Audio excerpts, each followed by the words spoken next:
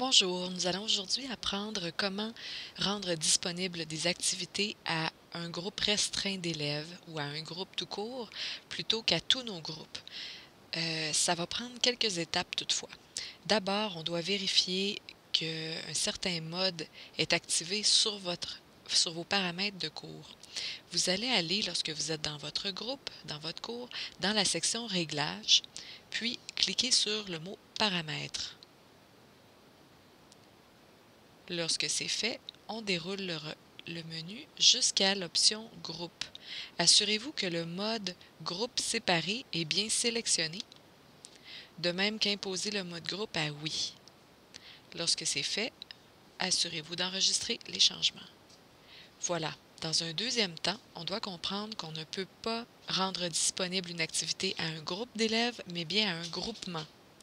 C'est une question technique, mais on va devoir inclure nos groupes dans des groupements. Voici donc comment on fait. Toujours dans notre section Réglages, vous allez aller cliquer sur Utilisateur afin de déplier ce menu et cliquez ensuite sur le mot Groupe. Dans le cas qui nous occupe, j'avais 3 groupes de créer. 2 groupes de secondaire 1, groupe 101, groupe 103 et un groupe de secondaire 2, groupe 202. Maintenant, il va falloir que j'inclue ces groupes-là dans un groupement. Je vais donc cliquer sur Groupement.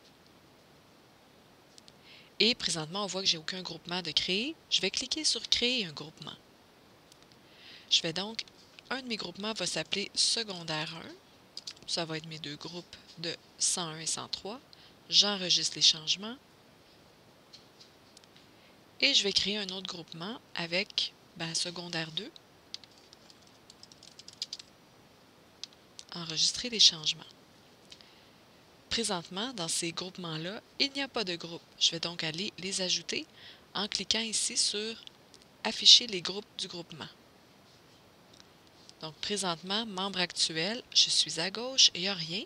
Je vais donc sélectionner pour secondaire 1 le groupe 101. Je vais faire Ajouter. Et le groupe 103, je vais faire Ajouter.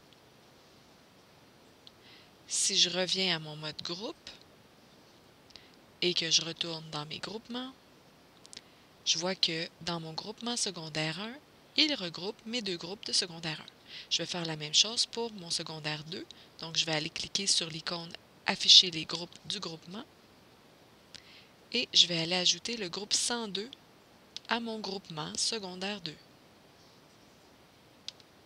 Voilà.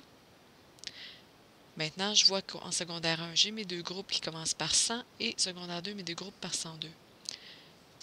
Notez que si vous supprimez un groupement, ça ne supprimera pas les groupes qui en font partie. Donc, vos groupes vont toujours exister. C'est seulement que le groupement qui va disparaître. Alors, il n'y a pas de danger à supprimer. Faites-vous-en pas, ça ne supprime ni vos utilisateurs, ni les groupes que vous aviez au préalable créés.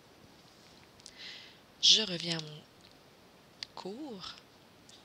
Maintenant que j'ai créé des groupements, il faut comprendre que ce ne sont pas tous les types d'activités qui vont pouvoir être séparés par groupement.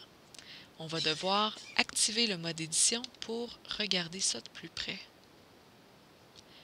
Donc, une fois le mode édition activé, j'attire votre attention sur les activités et les icônes qui les suivent. À la fin des icônes, il y a certaines activités, par exemple test, ici un test mai 2014, pour laquelle on voit l'icône des participants. Ça veut dire que j'ai le contrôle de dire je veux rendre disponible cette activité-là pour un seul groupe ou plutôt un seul groupement. Ici, dans un glossaire, par exemple, je n'ai pas l'option de séparer mon glossaire par groupe. Donc, le glossaire va s'appliquer à tous mes groupes. Ici, le devoir permet donc de séparer par groupe, c'est-à-dire que certains groupes vont pouvoir faire et voir le devoir alors que d'autres ne pourront pas les voir ou les faire. Vous explorerez les autres activités, mais généralement, les activités les plus populaires qu'on aime faire aux élèves sont la remise de devoirs et le test ou le quiz, ainsi que les glossaires. Les autres, vous irez voir. Donc, parfois, c'est possible lorsqu'on a ce symbole-ci, mais lorsqu'on ne l'a pas, c'est que ce n'est pas possible. Vérifions maintenant comment ça fonctionne. Je vais voir mon test mai 2014. Je vais cliquer sur la main pour éditer, pour modifier. Lorsque je suis dans mon test, je dois dérouler jusqu'à l'option Réglage courant. Normalement, elle est assez basse, là. Sous les options de feedback, voilà, Réglage courant. Présentement, je vois Séparer les groupes et Visible affiché, mais je ne vois pas l'option Groupement.